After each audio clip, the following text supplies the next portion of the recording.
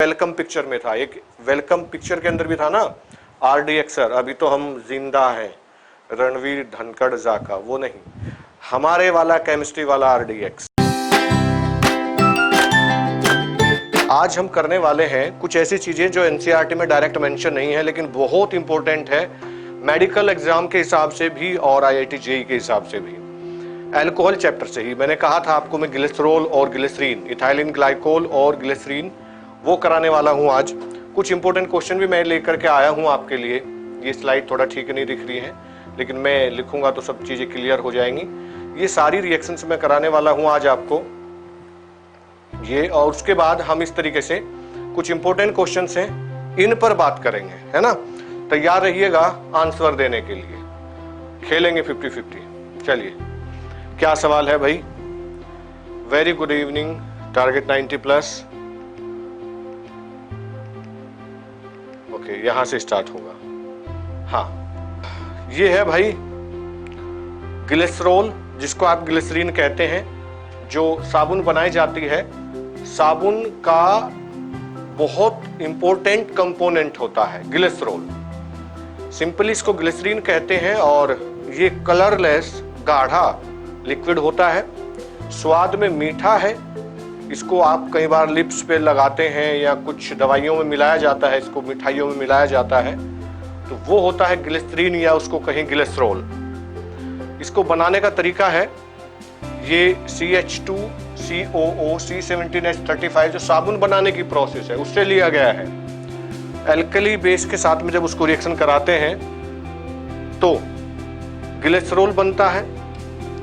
Glycerol का formula CH2OH CHOH CH2OH और sodium stearate, साथ में साबुन मिलता है। ये है CH2OH CHOH CH2OH। इसकी बहुत सारी रिएक्शन हैं जो अपने आप में विशेष हैं कई वजह से। एक्सप्लोजिव बनता है, एक्सप्लोजिव विस्फोटक जो होता है, और भी कई सारे कंपाउंड बनते हैं ग्लिसरॉल से। इसको प्रोपीन से भी बनाया जा सकता है। यहां आप देख सकते हैं propene CH3 CH double bond CH, this is your propene. Propene को इसका क्लोरीनेशन अगर हम करें, क्लोरीनेशन लगभग 500 के डिग्री सेल्सियस पर क्लोरीनेशन करेंगे, उसके बाद यहां कंपाउंड A बनेगा एलिल क्लोराइड। एलिल क्लोराइड यानी कि CH2 Cl single bond CH double bond CH2। उसके बाद में इसे Na2CO3 के साथ में रिएक्ट कराया जाएगा। यहां क्लियर नहीं दिखाई दे रहा होगा आपको, अब दिख जाएगा, है ना। यहां पर फिर हम HOCl डालेंगे इसमें, और फाइनली जो प्रोडक्ट बनेगा उसको जब NaOH के साथ में रिएक्शन कराएंगे तो आपको ग्लिसरॉल प्राप्त होता है। ठीक है, वो बहुत इंपॉर्टेंट नहीं था उसका फॉर्मेशन, इंपॉर्टेंट है इसकी केमिकल प्रॉपर्टी। इसमें कई बार IIT में सवाल पूछा गया, मुझे याद आ गया, आई डोंट नो कि मैंने वो लिया है कि नहीं लिया, वो मैं बता देता हूं। क्या है भाई, ग्लिसरॉल को CH2OH CHOH CH2OH इसको रिएक्शन कराया हमने इथाइलिन ग्लाइकोल के साथ, ये वाली रिएक्शन सॉरी ऑक्जेलिक एसिड के साथ में, ऑक्जेलिक एसिड के साथ में। बहुत बार एग्जाम में पूछी गई है ये रिएक्शन, ये इस तरीके से। कोई बच्चा अगर याद हो, पढ़ के आया हो तो बताएं जरा। ग्लिसरॉल एंड ऑक्जेलिक एसिड, ये है ऑक्जेलिक एसिड, क्या कंपाउंड बनेगा जरा। कई बार पूछा गया एग्जाम में, एक बार नहीं, दो बार नहीं, बार बार पूछा जाता है। इसमें मैं ऑप्शन दे सकता हूं आपको, जो मेन प्रोडक्ट बनेगा वो क्या होगा। फॉर्मिक एसिड, एसिटिक एसिड,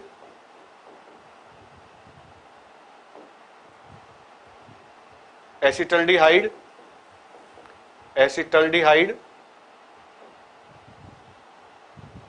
या फॉर्मेलिन। बेहद इंपॉर्टेंट है, जानबूझ के मैं ऐसा बनाया है, जानबूझ के मैंने ऐसा किया इसको, आपको बताया था मैंने। ये होता है OCOCH3, ये है बेटा, इसका नाम बताना है IUPAC, क्या नाम है बच्चों। यहां सवाल दूसरा है, अब ग्लिसरॉल की रिएक्शन ऑक्जेलिक एसिड से कराई जाए तो मेजर प्रोडक्ट जो बनता है वो क्या होता है, मेजर प्रोडक्ट।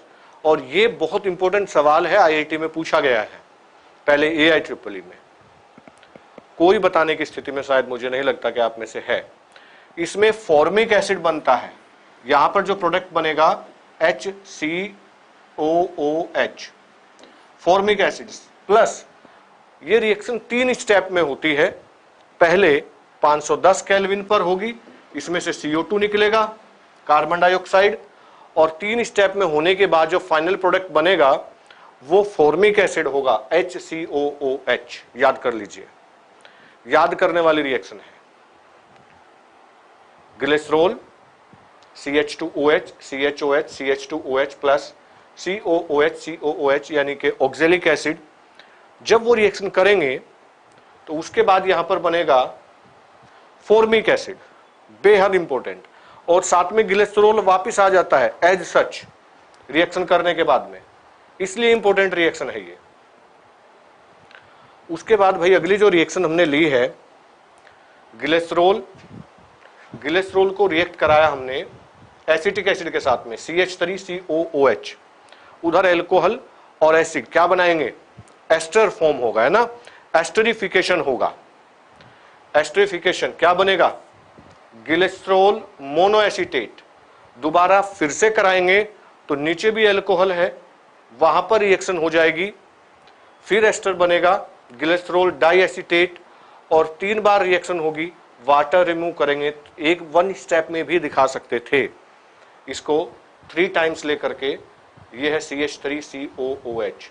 तो जब ये IIT में पूछा जाएगा ना, इतना आसान नहीं लगेगा जितना आपको अभी यहां बोर्ड पे लग रहा है देखने में, तब ये बहुत टफ हो जाएगा कि जब ग्लिसरॉल को रिएक्ट कराते हैं एसिटिक एसिड के साथ में तो क्या प्रोडक्ट बनता है, ट्राई एसीटेट बनता है, ग्लिसरॉल ट्राई एसीटेट। इंपॉर्टेंट लेंगे इसको भी, डायरेक्ट NCERT में तो नहीं है ये एस्पिरिन इसका कमर्शियल नेम है, और कॉमन नेम जो है केमिकल नेम वो ऑर्थो एसिटाइल, हाँ सॉरी IUPAC नेम है 2-एसिटॉक्सी बेंजोइक एसिड, ये मैं बता चुका हूं आपको। अगला जो हमने क्वेश्चन लिया है कि अगर ग्लिसरॉल को रिएक्शन कराई जाए HCl के साथ में क्या बनेगा, तो हिंदी में लिखा हुआ है आज, जब हाइड्रोजन क्लोराइड गैस ग्लिसरॉल में प्रवाहित की जाती है तब ग्लिसरॉल मोनोक्लोरोहाइड्रिन बनता है, लेकिन अगर उसको एसिटिक एसिड में घोल दिया जाए तो ग्लिसरॉल डाइक्लोरोहाइड्रिन बनता है। याद रखेंगे इसको, CH2Cl CHOH CH2Cl, यानी कि बीच वाला जो OH ग्रुप है वो सेफ रहेगा, और टर्मिनल जो CH2OH 1 डिग्री वाले जो है वो ज्यादा रिएक्टिव होंगे और वो Cl के साथ में रिएक्शन कर लेंगे। ये काफी इंपॉर्टेंट है, ये वाली रिएक्शन जो अभी बताने जा रहा हूं आपको। ग्लिसरॉल को जब रिएक्शन कराई जाए नाइट्रिक एसिड के साथ में तो एक्सप्लोड हो जाता है, विस्फोटक बनता है, और उस विस्फोटक का नाम है नाइट्रोग्लिसरॉल या नाइट्रोग्लिसरीन। ये कंपाउंड, ये हिल स्टेशन पर जब रोड बनाई जाती है तो एक तो डायनामाइट होता है RDX और दूसरा होता है नाइट्रोग्लिसरीन। इनका विस्फोट कराया जाता है, ये चट्टानों को तोड़ देता है, पत्थरों को, और रोड आसान हो जाता है बनना।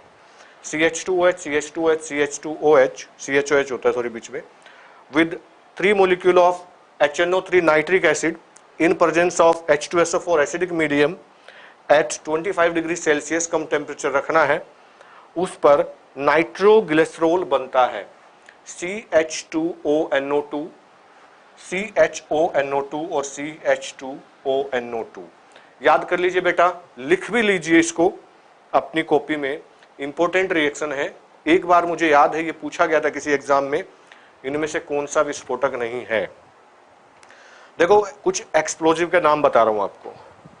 साइक्लोनाइट इसको RDX बोलते हैं, वो वाला RDX नहीं जो वेलकम पिक्चर में था। एक वेलकम पिक्चर के अंदर भी था ना RDX सर, अभी तो हम जिंदा हैं, रणवीर धनखड़ जा का, वो नहीं। हमारे वाला केमिस्ट्री वाला RDX, जिसको साइक्लोनाइट बोलते हैं। दूसरा होता है picric acid, that is also explosive. तीसरा होता है TNT, ट्राई नाइट्रोटोलुइन, और अमोनियम क्लोराइड और अमोनियम नाइट्रेट को मिलाकर एक्सप्लोजिव बनाया जाता है। नाइट्रोग्लिसरीन, ग्लिसरीन या नाइट्रोग्लिसरॉल, ये भी एक्सप्लोजिव है। तो केमिस्ट्री में बहुत सारे एक्सप्लोजिव होते हैं, कुछ के नाम बताए मैंने आपको। और रिएक्शन PCl5 के साथ में क्या करेगा, ग्लिसरॉल। कॉमन सी रिएक्शन है, आपको याद हो कि जब मैंने ROH के साथ में PCl5 रिएक्ट कराया था, फॉस्फोरस पेंटाक्लोराइड, तो RCl फॉर्म होता था। वही काम यहां पर होगा, जो अल्कोहल ग्रुप है वो रिलीज हो जाएंगे और वहां पर Cl आ जाएगा, यानी कि 1 2 3 ट्राइक्लोरोप्रोपेन ये बनेगा, और फॉस्फोनाइल क्लोराइड बनेगा POCl3, POCl Cl Cl, POCl3 plus 3HCl। Please याद करेंगे, याद करने वाली रिएक्शन है ये। केमिस्ट्री में कुछ चीजें ऐसी हैं, फिजिक्स में क्या होता है सारी चीजें समझने की होती है, मोस्टली डेरिवेशन होता है। केमिस्ट्री में ये, इसको अच्छा मानिए या बुरा मानिए, कुछ चीजें ऐसी हैं कि जो आपको याद ही करनी पड़ेंगी कम से कम इस लेवल पर। अच्छा, ये मैं बता चुका हूं, ये है ग्लिसरॉल को ऑक्जेलिक एसिड के साथ रिएक्शन कराएंगे तो फाइनल जो प्रोडक्ट बनता है, देखिए फॉर्मिक एसिड बनता है, और ग्लिसरॉल वापस आ गया। देखो मैंने कहा था कई स्टेप में कंप्लीट होती है। तो पहले एसिड और अल्कोहल मिलकर यहाँ पर वाटर रिमूव करते हैं और एस्टर जैसी कंडीशन बनाते हैं, फिर CO2 निकलता है और फिर वाटर रिलीज होता है हीट होने पर, तो final product is formic acid. याद रखेंगे, बेहद इंपॉर्टेंट वही है। और ज्यादा हीट करेंगे तो एलिल अल्कोहल, ठीक है। HI से रिएक्शन कराते हैं, HI से रिएक्शन कराएंगे एक्सेस में, तो फाइनल प्रोडक्ट आइसोप्रोपिल आयोडाइड बनेगा। ये ग्लिसरॉल है, CH2H CHOH CH2OH। ग्लिसरॉल को रिएक्शन कराया 3 मॉलिक्यूल ऑफ HI के साथ में, तो 1 2 3 ट्राई आयोडोप्रोपेन, ट्राई आयोडोप्रोपेन। इसको गर्म कर देंगे तो I2 निकल जाएगा यहाँ से और एलिल आयोडाइड बनता है। ध्यान रहे, अगर सवाल ऐसे पूछा गया है कि ग्लिसरॉल के साथ में HI रिएक्ट कराएं तो क्या बनेगा, तो 1 2 3 ट्राई आयोडोप्रोपेन आपका ऑप्शन होगा। और अगर ये लिखा गया है कि HI के साथ में गर्म करने पर क्या बनेगा, तो एलिल आयोडाइड, बड़ा कंफ्यूजन है, एलिल आयोडाइड बनेगा। फाइनल प्रोडक्ट जो होगा प्रोपिलीन के बाद में आइसोप्रोपिल आयोडाइड बनेगा। याद करिए इसको भी। ऑक्सीडेशन अगर करें, ग्लिसरॉल का ऑक्सीडेशन, ग्लिसरॉल का ऑक्सीडेशन करेंगे तो पहले ग्लिसरीन एल्डिहाइड जो टर्मिनल अल्कोहल है, या तो ऊपर वाला या नीचे वाला, दोनों एक ही बात है, उनमें से एक ऑक्सीडाइज होगा, CHO में कन्वर्ट हो जाएगा ग्लिसरीन एल्डिहाइड, फिर वो ऑक्सीडेशन होकर के एसिड बनेगा, ग्लिसरिक अम्ल बनेगा, और दोनों टर्मिनल अल्कोहल जो थे वो ऑक्सीडाइज हो जाएंगे तो टार्टोनिक एसिड बनेगा। बेटा याद रखना है, नाम याद रखना है, टार्टोनिक एसिड। और उसके बाद में ऑक्सीजन रिलीज होकर के मीजो ऑक्जेलिक एसिड बनेगा। बीच वाला जो अल्कोहल है, चूंकि वो सेकेंडरी अल्कोहल है, आपको पता है सेकेंडरी अल्कोहल से एल्डिहाइड नहीं बनता, कीटोन बनता है। इस तरीके से अगर है RCHOH, तो आप इसको ऑक्सीडाइज करके सिर्फ कीटोन बना सकते हैं, एल्डिहाइड नहीं। टर्मिनल वाले जो है वो एसिड बन गए थे, एल्डिहाइड फिर एसिड, लेकिन जो सेकेंडरी है उसकी मजबूरी वो सिर्फ कीटोन बनाएगा, और जब ऑक्सीडाइज कर देंगे स्ट्रॉन्गली तो ऑक्जेलिक एसिड में कन्वर्ट हो जाएगा। तो आपका फाइनल आंसर क्या है कि ग्लिसरॉल का अगर हम स्ट्रॉन्ग ऑक्सीडेशन करेंगे या KMnO4 डाल करके ऑक्सीडेशन करेंगे तो आपको ऑक्जेलिक एसिड प्राप्त होता है। ये आपका आंसर है। ये देखिए यहां पर वही लिखा है, हॉट KMnO4 डाल दिया ग्लिसरॉल के अंदर तो फाइनल प्रोडक्ट ऑक्जेलिक एसिड हो गया है, ऑक्जेलिक एसिड फॉर्म होता है।